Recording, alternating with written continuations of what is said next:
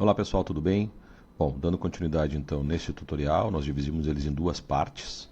A parte 1 é sobre cadastro de usuários e permissões de acesso, tratou sobre como cadastrar, onde cadastrar, como definir os grupos, enfim, fazer a manutenção do próprio cadastro de usuários. E agora, nessa parte 2 desse tutorial, eu vou mostrar aqui como definir as permissões de acesso e restringir o acesso de cada usuário em todas as funções do BestLock. Tá bom? Então, novamente me apresentando, para quem não me conhece, caso esteja vendo esse vídeo de forma aleatória, eu sou o Alessandro Palma, fundador da CP Sistemas, responsável aqui pelo sistema BestLock e também agora o projeto Belock, que é a versão nova do sistema, totalmente voltado para a web e integrada, na verdade, de forma híbrida com o BestLock. Muito bem, então vamos aqui à prática de como isso é feito.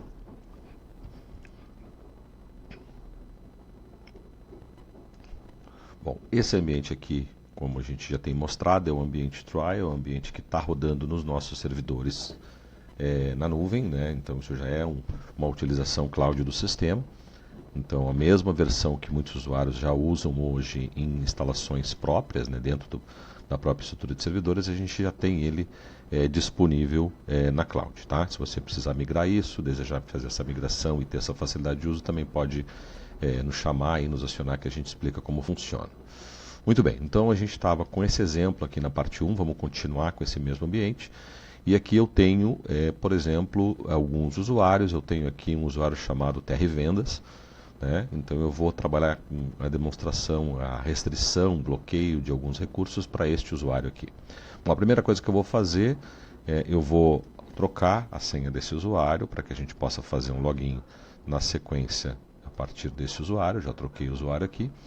E por que eu fiz isso? Exatamente para garantir o próximo acesso, porque a gente vem alterando as senhas, né? Então fica mais fácil a gente refazer uma senha nova aqui para validar. Muito bem, então aqui em sistema, permissões, lembrando que a gente tem, na verdade, algumas funções, né? Entre elas eu posso clonar, eu posso pegar a permissão de um determinado usuário e aplicar para um outro. A gente vai mostrar isso na parte 3 desse tutorial, mas agora especificamente eu vou mostrar como definir a permissão individual, ou seja, usuário a usuário, que é a parte mais elementar, ou seja, a parte que no final vocês acabam também tendo que fazer isso para dar mais personalidade de uso a cada usuário. Tá? Então vamos usar o exemplo do TR financeiro, esse TR do usuário trial financeiro, que é o TR Finan, para exemplificar aqui. Então aqui, nesse quadro, na lista, na interface de permissões de acesso, a primeira lista, temos os usuários ativos, então a gente seleciona o usuário que a gente vai querer definir uma permissão. Aqui a gente tem todas as funções, módulos e funções do sistema, ou seja, na ordem inclusive hierárquica de como isso é apresentado. Se vocês observarem, algumas dessas funções já estão em vermelho. Tá? Então o que a gente tem aqui? Então a gente está dizendo que todas as funções, todos os itens dessa lista que estão em vermelho, eles estão inabilitados, ou seja, você está colocando como indisponível para esse usuário que está selecionado. Tá? Aqui do lado também fica fácil de saber, ou seja, então ele se refere à opção que a gente está navegando e a gente está sabendo que ou seja, para esse usuário trial financeiro, ou seja, a função de alterar um item, ela está bloqueada, então usuário não autorizado, certo? E aqui embaixo, os usuários que estão autorizados a fazer isso, ou seja, acessar aquela função. Na prática, como é que a gente atribui ou bloqueia, melhor dizendo, uma função? Basta a gente localizar, ou seja, marcar, identificar qual é o usuário que eu vou estar tratando, ou seja, atribuindo isso, escolher a opção que você quer bloquear ou liberar e dar um clique duplo. Então aqui, ó, eu cliquei 2 vezes, o que aconteceu? Ele ficou em preto porque eu acabei de liberar o acesso à opção de incluir itens a esse usuário. Se eu não quiser, eu clico 2 vezes, então ele tira da lista de baixo e sobe aqui. Então eu estou dizendo que a partir desse momento, a partir de um novo login desse usuário, o usuário trial financeiro não inclui mais itens, embora ele acesse o cadastro de itens. Tá? Descendo aqui, na sequência, olha só, eu tenho várias opções, e aqui eu estou dizendo, por exemplo, que dentro do módulo comercial, então todos os módulos do sistema, o usuário trial financeiro acessa a agenda, acessa o módulo comercial, dentro do módulo comercial ele acessa o orçamento e pedidos, mas ele não tem a possibilidade de incluir, alterar ou excluir algum orçamento, exatamente porque a gente está negando essa propriedade para ele. Tá? Então é em cima deste exemplo aqui que a gente vai fazer um novo acesso e agora, a partir do usuário TR-Finan, para exatamente mostrar como isso funciona, como é que isso vai aparecer para esse usuário, certo? Então, eu vou fechar o sistema, tá? Então, vou dar um sair. A partir de um novo login, a gente vai fazer o acesso a partir, simulando o acesso do usuário TR-Finan. Vou colocar a senha que a gente alterou para ele por último. Pronto, o sistema já está logado com o usuário do financeiro, esse usuário denominado como Trial Financeiro.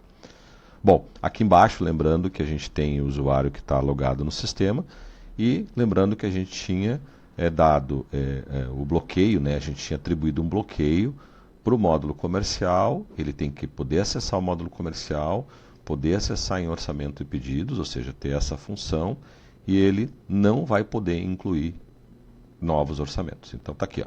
No momento que ele foi lá na função de incluir o orçamento, ele, na verdade, não conseguiu, porque o evento está bloqueado para esse usuário. Tá?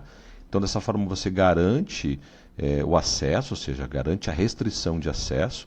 Vou pegar um outro orçamento qualquer aqui e esse aqui está coletado, eu vou pegar um que esteja reservado, ou seja, que teria uma possibilidade de alterar, ou seja, tecnicamente isso é um lançamento, um pedido, na verdade, que está no status de reservado e ele é passível de alteração. Então eu vou tentar alterar e o sistema vai me devolver a mensagem que o evento está bloqueado para esse usuário. Tá? Bom, então isso, na verdade, é a forma de definir todo e qualquer privilégio de acesso a cada um dos usuários. Então, lembra que lá no primeiro vídeo, na parte 1 do tutorial, a gente tirou a permissão do usuário, a gente disse que esse usuário, no caso do financeiro, ele não era de mim, então ele não entra nessas funções aqui, ele já fica impedido de manipular, ou seja, o controle de acesso aos usuários. Tá? Então agora, o que eu vou fazer? Eu vou mostrar para vocês aqui, no próximo tutorial, nós vamos dividir exatamente para ficar claro, como que a gente replica isso, a gente poder fazer isso clonando as propriedades de um determinado usuário para um outro usuário.